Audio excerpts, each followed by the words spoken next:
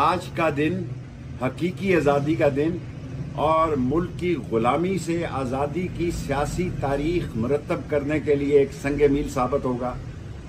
ہم انشاءاللہ ایک جم غفیر کے ساتھ راشد شفیق کے ہمراہ لال حویلی سے نکلیں گے اور فیض آباد جائیں گے.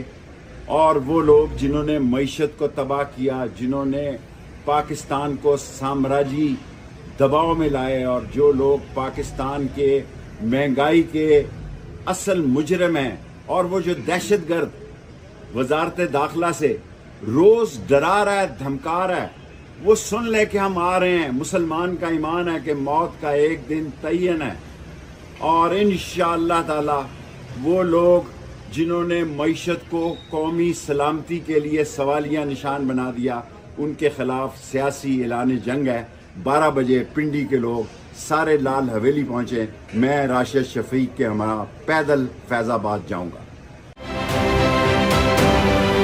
آپ یہ سمجھیں، یہ جو حق ہے نا، حق پہ کھڑے رہنا اور حق کو بولنا، یہ دور سے لگتا ہے تنہا ہو گئے لوگ. آپ خان صاحب کو دیکھیں، تنہا دکھائی دینے، ساری جماعتیں مل کر ان کے خلاف ہیں، لیکن آج بھی پاکستان کی عوام اس حق کی آواز کے پیچھے جو ہے 80% سے زیادہ عوام ان کے ساتھ ہے. سیم ایگزیکٹلی اسی طریقے سے بول کی کہانی ہے بھائی. بالکل الگ آپ کو تنہا دکھائی دے گا، ہر جگہ آپ کو کھڑا ہوا نظر آئے گا، ہٹے گا نہیں کسی چیز سے. اور اس کے ساتھ بھی 80% عوام اگر آج آپ دیکھیں تو اسے بول دیکھ رہی ہے.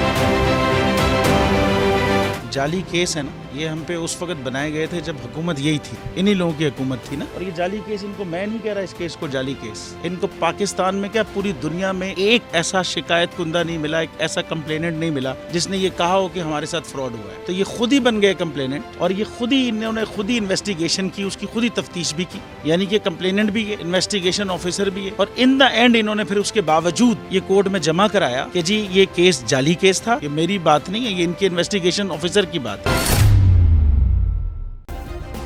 سبسکرائب کریں اور بیل دبائیں تاکہ کوئی خبر رہ نہ جائے.